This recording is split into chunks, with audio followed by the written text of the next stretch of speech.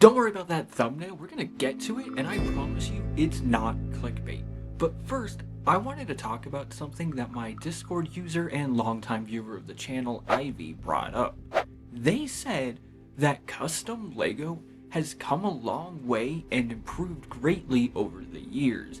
Thanks to custom LEGO, things that people could only imagine have now been created by fans and other companies. So he wanted to know, is this growth and improvement sustainable, or is it going to reach a limit?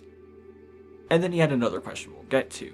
If you saw my review of Clone Army Customs, then you know just how far custom LEGO really has come. I mean, they started by decaling and now have entire pad printing machines and can mass produce their minifigs. And on the mock side of things, just look at what people like Rich Boy J or Solid Brick Studios are doing. They are creating these giant builds just for YouTube and just for fun, mainly. And then you also have custom sets that other people can build. Things that, like what Brickvault do, or, for instance, like this 10,000 piece Super Star Destroyer, the Eclipse from Jorstad Designs. My other camera unfortunately died, so we're back on the phone. But it's not only these giant builds that have become impressive. There's also things like these micro scale ships that I believe 2Bricks made, which are to scale to each other as well. And then on the other side, you also have things like the Ghost and pretty much anything that's behind me here. All of this, well, most of this at least, not all of it, because, you know, there's like official sets, but most of this is custom LEGO. So the question becomes, what kind of limit can there even be? And when I'm capable of sitting next to a 12,000 piece minifig scale sandcrawler, it's really hard to figure out what kind of limit may exist in this market. This is huge. It took a week and a half to put together and it weighs 60 pounds. I needed someone else's help to get it from my build table just over the shelf over here, and I'm literally in that distance that it took. But that's also because of one of the major drawbacks to custom LEGO. Do you remember this infamous thing? If you're new to the channel, you probably don't. But here's another example that I'll be showing off soon with the microscale Ghost from Brickvault. Both of those builds are scaled builds, meaning that they're not just trying to emanate the ship, but they're trying to do so at a specific size. The Naboo Starfighter being minifig scale and the Ghost being micro scale, but both suffer from the same flaw of being extremely fragile.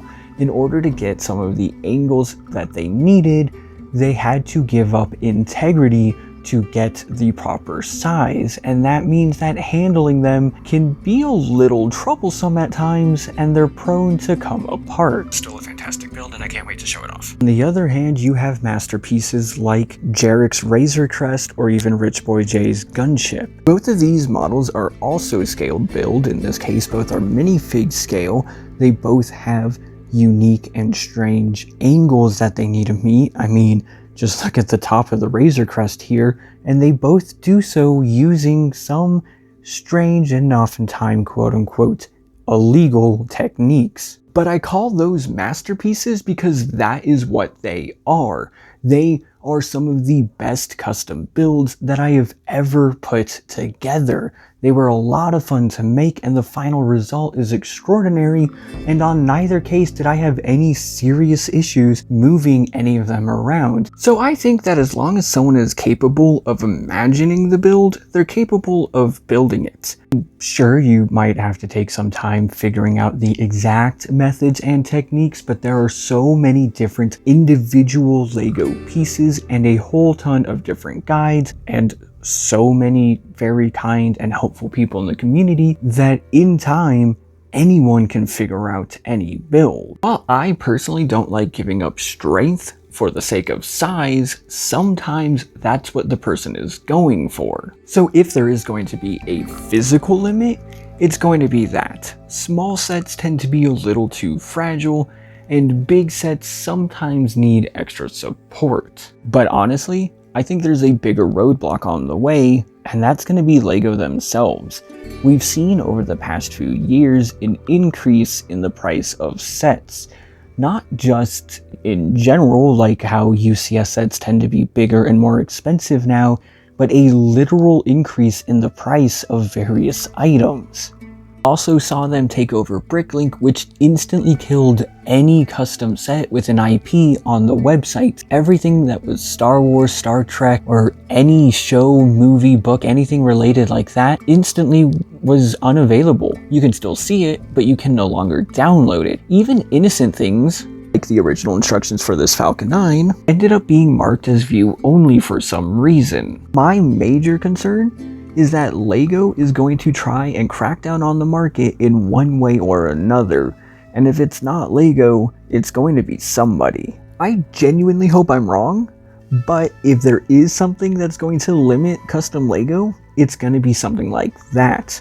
Otherwise, it's entirely up to the imagination of the creator to make whatever they want. And speaking of the limits of imagination, Ivy also asked, what is the strangest thing I've ever seen be turned into a custom mock or a minifig? Do you want a list, or like, how would you like me to tell you this? There's a lot of very weird custom LEGO out there. A lot of things that I have come across and instantly had to say no to. There's some that are on the iffy side of things, some that are just on the funny side of things.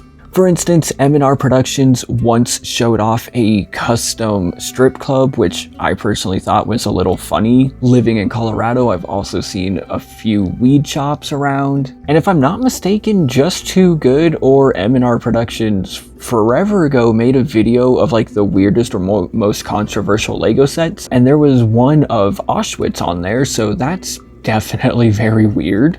But by far, the weirdest thing that I've ever seen in the custom LEGO community, by far, are naked minifigs.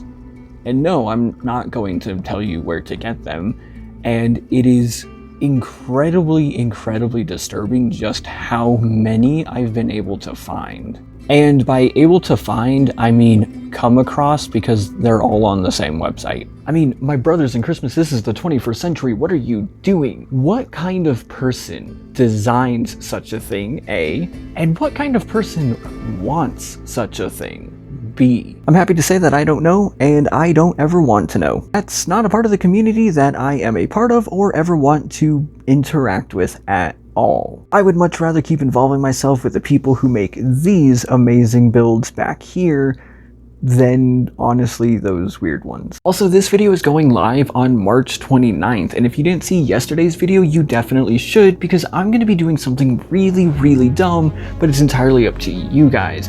See, I'm less than 150 subscribers away from 6,500, and if we get to 6,500 by April 14th, then I'm going to say thank you 6,500 times. So to make that happen, make sure you hit that subscribe button down below, like this video if you haven't already, and, well, I'll see you in the next one. Thanks.